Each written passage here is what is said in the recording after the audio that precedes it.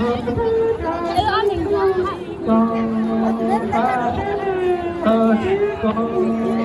chứ nói chứ nó là gì nữa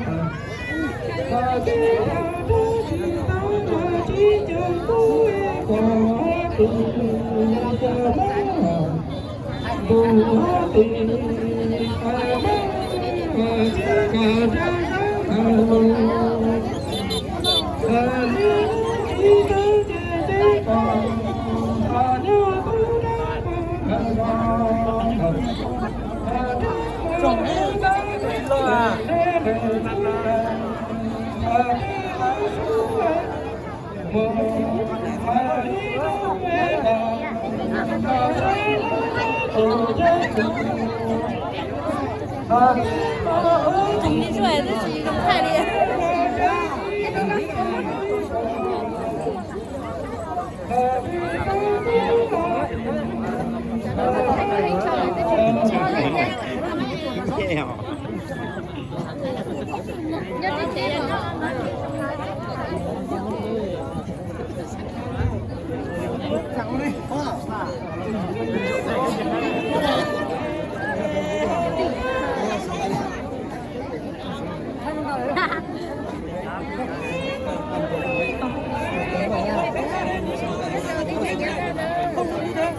Không được, phải đến bao một lát nữa mới chụp ảnh. Em cứ nhấn vào đây, đó nha. Mọi người tránh ra thế nào? Như thế không có một cái tổ chức cái gì đẹp lại có. Cho nên nhìn lại tên đi lại con đầu lời họ nhờ tiền đó. Thay đua lời đại sinh kia kế không chứ đó. Đó đó. Đó tí nhỏ. Nên nó đi về đi lại con đầu nữ. Đi nô nó đó. Lại ta lấy để mà muốn ăn cân ăn tôm. Đó đó. Ăn cân.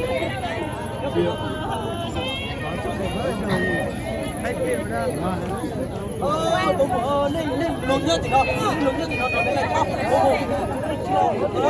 nó nên nhiệt thay là trà thay đó nếu lại có đi thay thì trà là thay lại quá mà em phải bắt đầu lấy rồi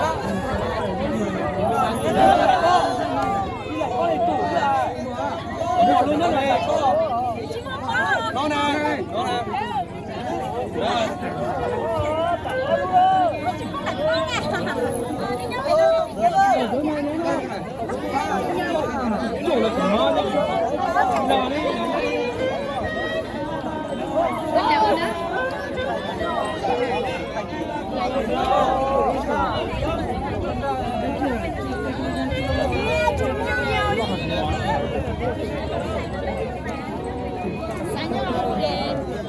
Sang đọc cú đâu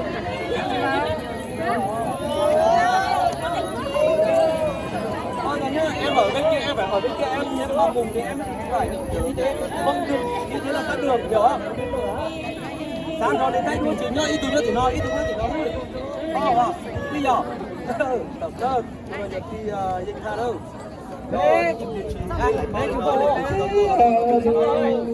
lên đây xong đấy thì thay đổi rồi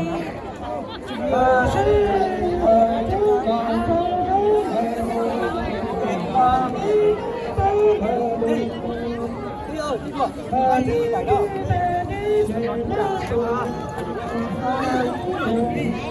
này được ngoài chưa ngoài đâu